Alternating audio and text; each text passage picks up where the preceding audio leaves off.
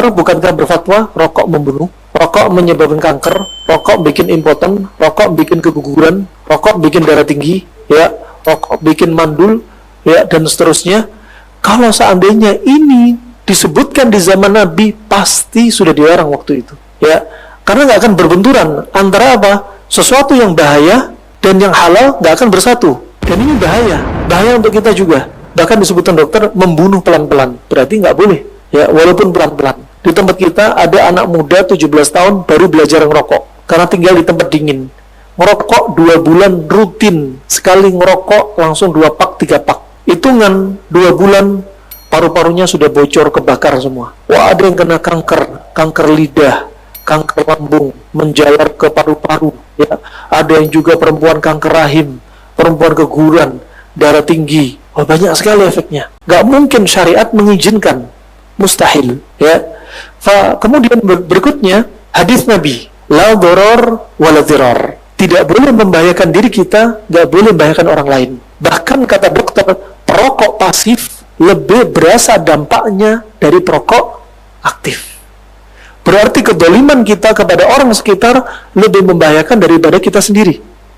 Sampai kami mendapati dari kisah seorang dokter mendapati anak kecil meninggal. Kemudian diperiksa sama ahli forensik. Ternyata gara-gara asap rokok masuk ke paru-paru si bayi yang di bawah 1 tahun. Kemudian bapak ibunya ditanya, pengakuan bapaknya, demi Allah saya nggak pernah ngerokok kecuali di luar rumah. Kalau di dalam rumah ada anak saya nggak ngerokok. Ternyata kata dokter, asap rokok yang nempel di pakaian bapak ketika gendong si bayi berdampak ke paru-parunya. Wah, rokok di masa silam kakek moyang kita masih mending. Tembakau dilinting, dibakar. Sekarang tembakunya hanya berapa persen? Yang 7.000 bahannya semuanya racun, ya, dan membahayakan. Subhanallah. Disebutkan nikotin pernah diteliti. 1 tetes nikotin dimasukkan ruangan kamar 3x3 meter, anjing dimasukkan, ditutup 5 menit, hidupin AC, anjing mati. 1 tetes nikotin. Kemudian juga bahan rokok diteteskan di kulit anjing, kulitnya jadi terbakar. Nah, ini menunjukkan sekali lagi apa? Jelas bahaya. Nah, memang nggak disebutkan di zaman Nabi, tapi dari ini ditariklah. Pertama, hukumnya rokok mubah. Dokter kemudian meneliti, oh ternyata bahaya. Naik hukumnya menjadi makruh. Yang bilang mubah siapa? Para ulama. Dari apa? Pengakuan dokter. Pertama masih nggak mengapa. Setelah banyak muncul kasus, dokter baru bilang ke ulama, Pak Ustadz, Pak Yai, Gus, para alim ulama, ini rokok ternyata bikin kayak gini, baru naik menjadi makruh.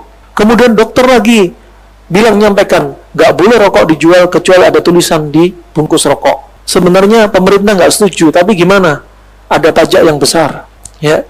Sebenarnya kalau mereka mau dihentikan, kalau tahu bahaya. Pemilik pabrik rokok aja gak ngerokok. Nah, wa subhanallah, ketika tahu hukumnya gini, naik hukumnya menjadi diharamkan.